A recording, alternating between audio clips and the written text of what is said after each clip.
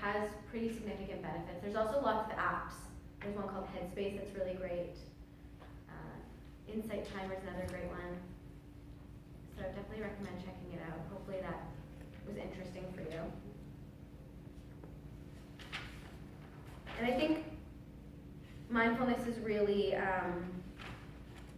the basis of all of this stuff, right? Because it's all about accepting our present day experience with a sense of non-judgmentalness. So it can really trickle down to the rest of our life and allow us to be less judgmental towards ourselves, towards others,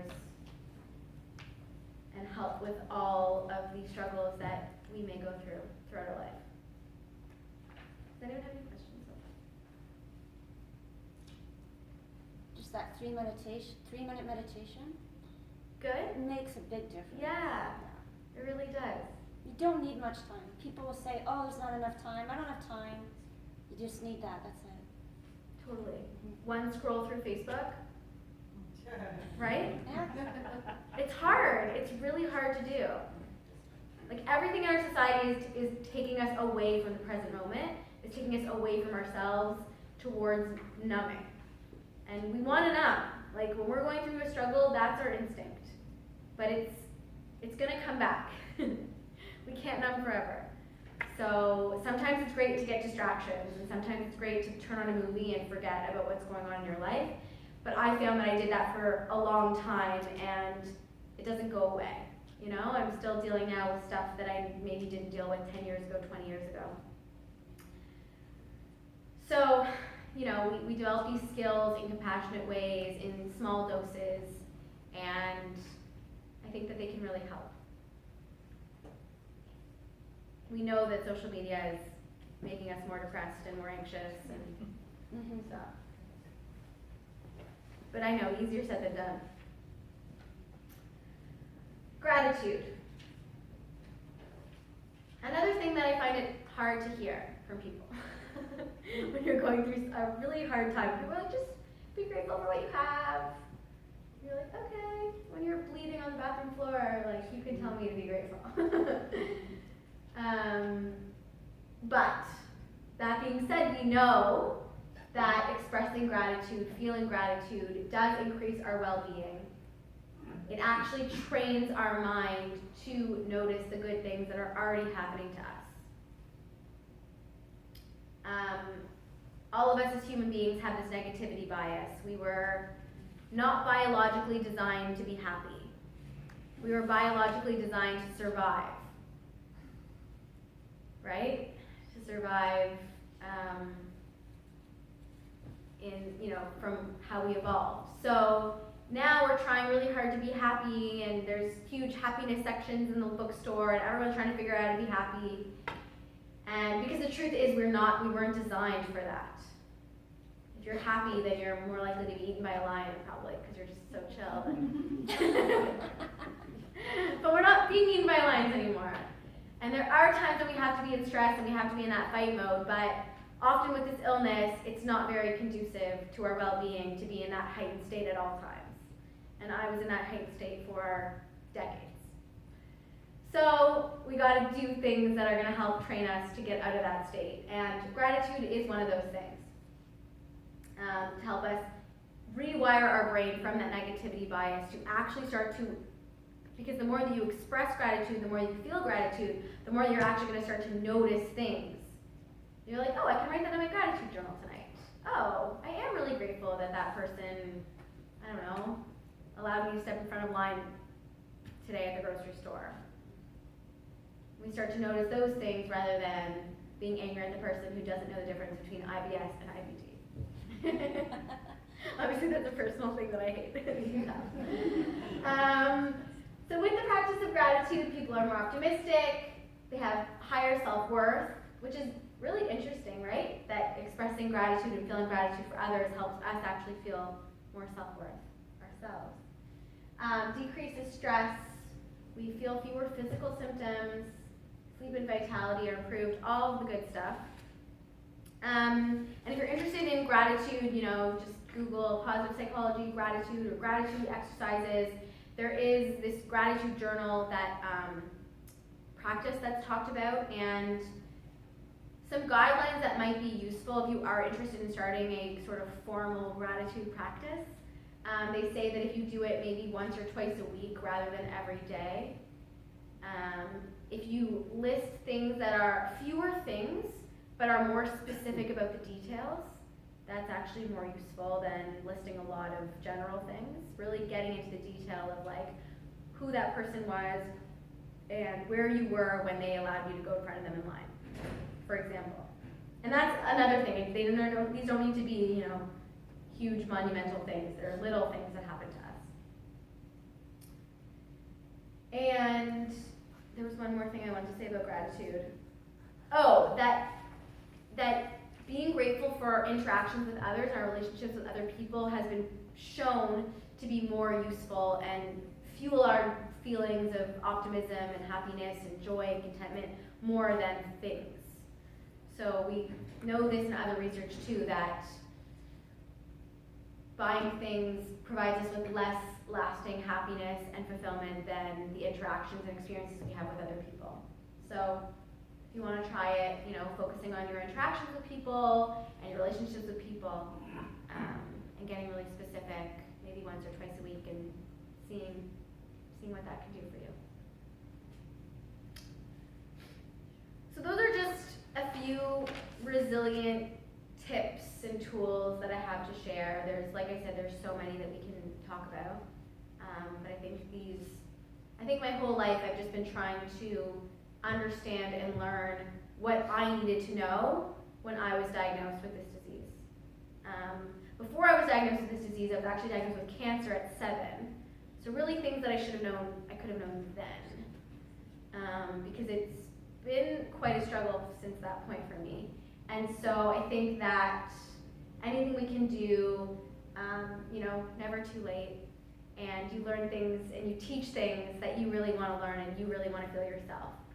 So I'm certainly not an expert in any of this stuff. It's just stuff that I'm trying to tell you guys so I can tell myself. So now we're going to kind of move on to strategies to strengthen self-advocacy, because I think that until we feel resilient and empowered and strong in ourselves, it's very difficult to advocate for yourself. If you don't feel that sense of self-worth, then there's no one that's going to save you. And especially because our system, you can feel in a passive role often. And so how do we begin ourselves? Begin within, and then, take the wheel of that vehicle so that we are not passive, that we are active, that we are agents in our own life, and then we can more, strategically direct that vehicle to where we need it to go. And we can more strategically understand how other people can support us, including our medical team. Because we think that our medical team is going to tell us all the information, and if something's important, they're going to tell us. And I don't know what your experience is, but oftentimes it requires you to be very specific and clear about what you're asking, about what you need in order to get that resource, in order to get that information. So it starts within, and then we're social beings. We're going through a really difficult time, and we need the support of other people. So now we can move on to that part.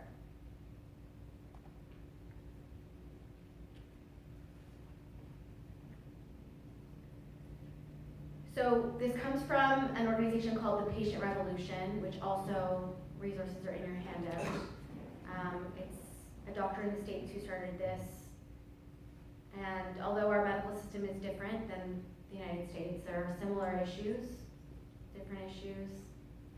But these are some common barriers that they found that common barriers that limit patients' ability to self-advocate. We don't want to seem unintelligent. We don't want to be a burden. We don't want to be difficult.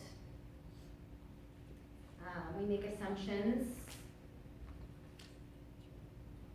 And we assume that if an aspect of your life is important, the doctor will ask me about it.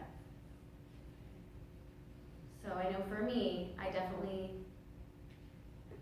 with the mental health aspect that was so detrimental and difficult in my life, I think I tried to articulate it and I thought I had, but I guess I hadn't, or I hadn't in the right way, or in a clear enough way. Say, this disease is impacting my mental health significantly, and I need help for that. So, don't always assume.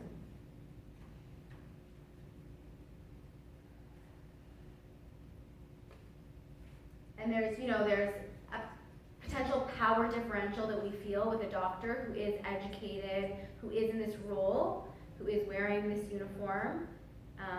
So we can feel disempowered sometimes.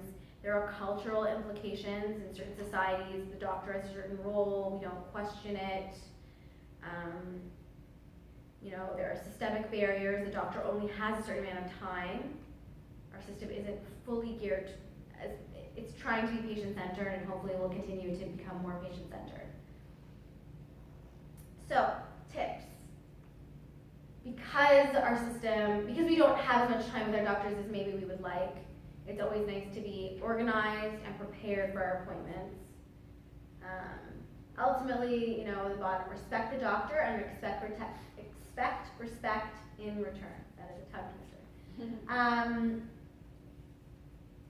So, being organized and being prepared allows us to feel this agency. Like, we are preparing for this. We're not just kind of going there and being like, tell us what to do. We're maximizing the time that we have with these people, with these professionals. So writing out your questions, in your handout you have this whole checklist, these whole cards that you can actually write down different things before your medical appointments to prepare you for them. It's always really helpful to have a friend or a family member or a patient advocate. There are private patient advocates you can hire that will come with you to your appointments, that will help you prepare for them, that will take notes during the appointments, that will consult with you after, making sure that all your questions were asked during the appointments. So that's also an option. And often I know sometimes I would leave medical appointments and I would forget what the doctor said, or I'd be in such a heightened, upset state that I would just not even really be listening. So it's helpful to have someone else there and to maybe do a mindfulness exercise before, so to really prepare for the experience. From their perspective, it's what they do every day, all day. I had to really acknowledge this. And for me, my surgeries I had 3 surgeries. There's no words to how hard they were for me to go through. And for my surgeon, it was another day in the office. And so I can't expect her to understand or to be on my level in that experience. Like, we are on 2 different pages. So then you try and surround yourself with people who do understand the monumental nature of this and how it impacts you. Same with diagnosis. Like, it's a day I will never forget in my life. And for the doctors, it's a Tuesday. So, and then, being assertive in a very respectful, pleasant, but firm way. Really demanding dignity and respect, not only from the medical professionals, but also, I know I had some interesting experiences with secretaries, with other people in the medical realm. So just kind of demanding respect, because that's what we deserve as human beings on this planet. We demand respect, and we provide respect in return. What else do I have to say about that? Yeah, so really feeling like, you're a partner. You're a partner in your care. You're driving this vehicle, and all these people are going to support you, and understanding the limitations of each person and what their actual role is. Understanding that the doctor is not this God figure who's going to solve all your problems, which is something that I probably suffered from. Understanding what people's place is but you are in the center, and then all these people are just around you. In this particular instance. Hopefully in the rest of your life you can also be part of other people's circles. And there's a really cool thing in the handout that it's this way to visually graph your health history. So it's this website called Pictal Health, and this woman, she does all this stuff about allowing people to diagram and to illustrate their health history and how these things impact them. Because I know for me, I'm a very verbose person. I like to talk. And I don't see this illness, I see everything as connected. So I found it hard to talk to doctors and to have a quick conversation where it's like, rate your pain from 1 to 10. I'm like, I can't rate my pain from 1 to 10. My brain doesn't function that way. So maybe if you're if you can express your pain through visuals, maybe your doctor would appreciate that. Or maybe at least it will provide you with a sense of like, this is how I feel. Whether or not you understand it, I'm at least expressing it.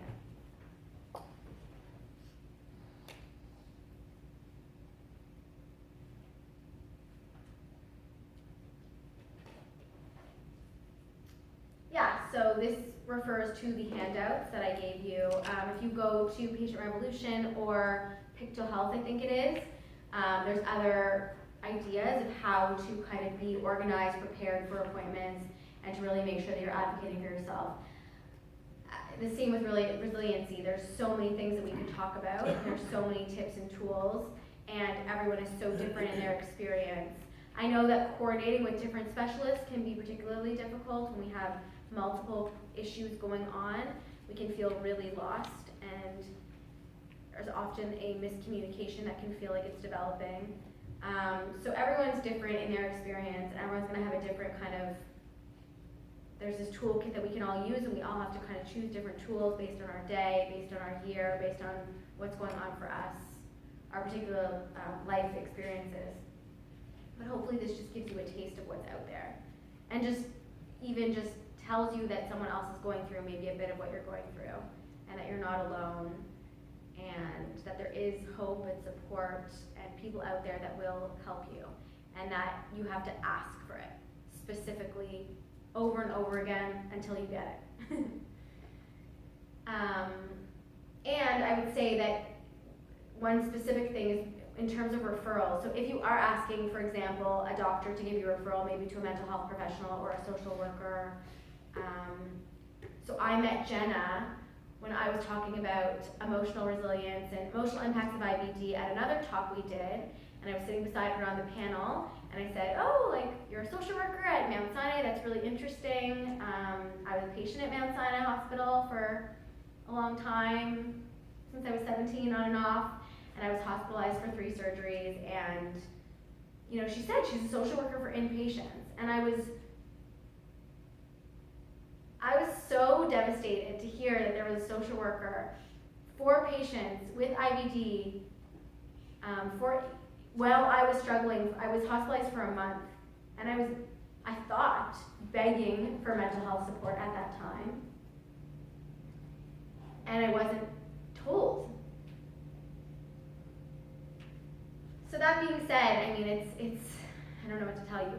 It's asking over and over again until you get what you need. And in terms of referrals, if you're asking for a referral, check up on it. There's fax machines that are used, there's old technology that's used. Like, we have to be, unfortunately, this becomes part of our job, but it's important. It's our life, it's our health. So check up on the referral. Be that difficult patient. If it means your health.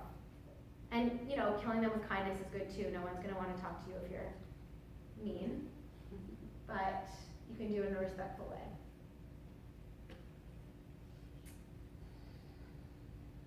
So this is a quote from John Kabat-Zinn, like I said, this mindfulness guru, father of this modern mindfulness kind of surge. And yeah, we just have to start loving ourselves for everything that we are. We have to accept our journey, accept who we are, accept our limitations, and use it to fuel whatever our passions are, whatever our drive is. I know that, obviously I wouldn't be here if not for that. And this diagnosis, this journey has really, for better or for worse, led me down this path where I just can't allow anyone to go through what I went through if I can have anything to do with it. So I'm just going to keep trying in whatever weird, crazy ways I can think of to do that.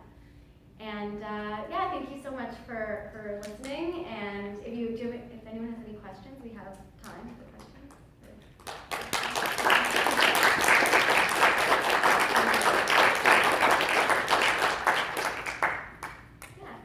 Questions? More questions? Sure. Going, Comments? I'm sure somebody has something they want to say. I love everything you said. It's fantastic. Thank you. Okay, good. I'm glad because. Since I got here. Okay, good. Because it's a broad topic, so I'm not, I wasn't sure exactly what you guys were looking for. So thank you. I'm glad. Great. I'm surprised there's no questions. I'm like pausing. Okay. All right. Thank you so much. Yeah, thank you. Please feel free to come and chat and ask and talk. As a token of our appreciation. Oh, thank you. For your time and effort. Cool. Thanks so much. Yeah. Cool. Thanks, guys.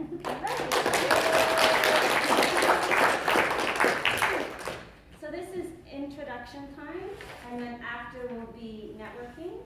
So first I'll start with me. So I'm Tia. I've been dealing with Crohn's for 18 years now. The treatments that I'm using right now, now I'm between treatments.